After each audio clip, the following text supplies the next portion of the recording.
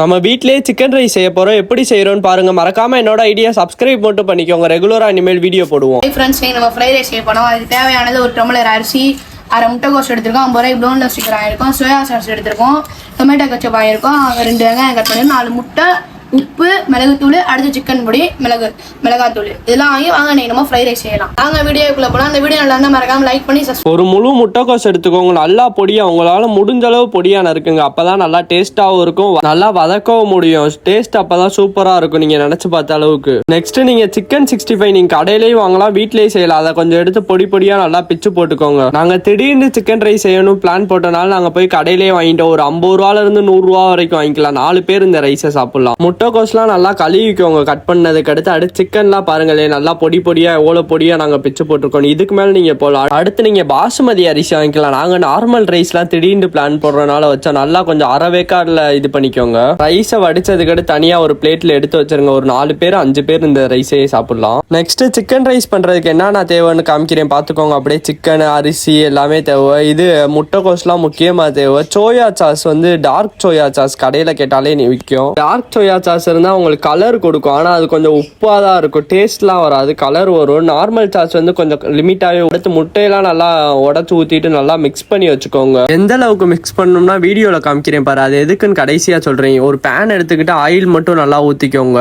எவ்வளோ ஊற்றணும்னு வீடியோலேயே நான் காமிக்கிறேன். நீங்கள் எத்தனை பேத்துக்கு ரைஸ் போடுறீங்களோ அதுக்கு தக்கன ஆயில் ஊற்றிக்கோங்க. ஆயில் ஊற்றிட்டு உடனே வெங்காயம்லாம் போடாமல் நம்ம உடச்சி வச்சு நல்லா கலக்கி வச்சோம்ல முட்டை, அதை போட்டுக்கோங்க. அதனால தான் நல்லா கலக்கிக்கிற சொன்னேன். நல்லா அதையும் நல்லா மிக்ஸ் பண்ணிட்டு ஆயிலோட கொஞ்சம் லைட்டாக சிம்முலேயே வச்சு நல்லா வதக்கிக்கோங்க. அது நல்லா வேகிற வரைக்கும் வதக்கிக்கோங்க. நல்லா வதக்கி முடிச்சதுக்கு அடுத்து வெங்காயம் நம்ம நறுக்கி வச்சிருக்கதை போட்டு லைட்டாக கொடை மிளகா கிடைக்கல, அதனால தான் நார்மல் மிளகாவே ஒரு 2 மிளகாவை பிச்சு போட்டோம். அதையும் நல்லா சிம்முலேயே வச்சு வதக்கிக்கோங்க. நெக்ஸ்ட் நம்ம நறுக்கி வச்சிருந்த முட்டைக்கோசை ஃபுல்லாக கொட்டிடுங்க. முட்டைக்கோசையும் நல்லா உங்களால் முடிஞ்ச அளவு நல்லா வதக்கிக்கோங்க. ஏன்னா முட்டைக்கோஸ்லாம் அடுத்து வேகாது அரிசியெல்லாம் போட்டதுக்கு அடுத்து.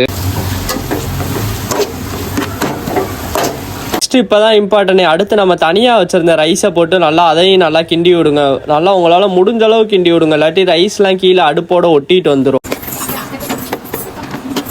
நெக்ஸ்ட் நம்ம தனியாக வச்சிருக்க சாஸ் எல்லாம் நல்லா ஊற்றிட்டு ஒரு 3 பாக்கெட் சின்ன பாக்கெட் வாங்கி ஊற்றணும். இல்லாட்டி நீங்கள் பெரிய பாக்கெட்டாக வச்சுருந்தா கூட கொஞ்சம் லிமிட்டாகவே ஊற்றிக்கோங்க. நெக்ஸ்ட் நீங்கள் கலர் வர்றதுக்காண்டி சோயா சாஸ் ஊற்றணும். நேரம் அதை ஊற்றினா கொஞ்சம் நல்லா கடையில் வாங்குற மாதிரியே ஃபீலாக இருக்கும் கலரு.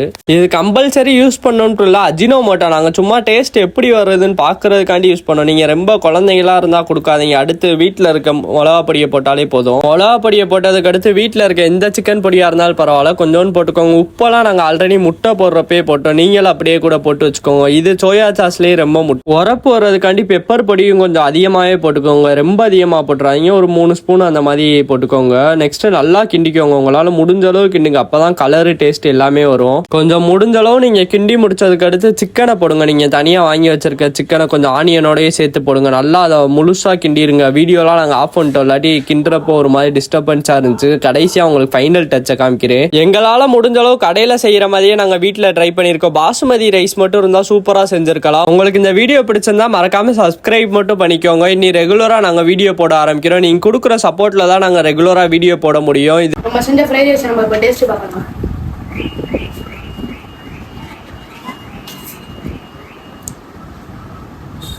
டேஸ்ட் எப்படி இருக்கு? டேஸ்ட் நல்லா தான் இருக்கு.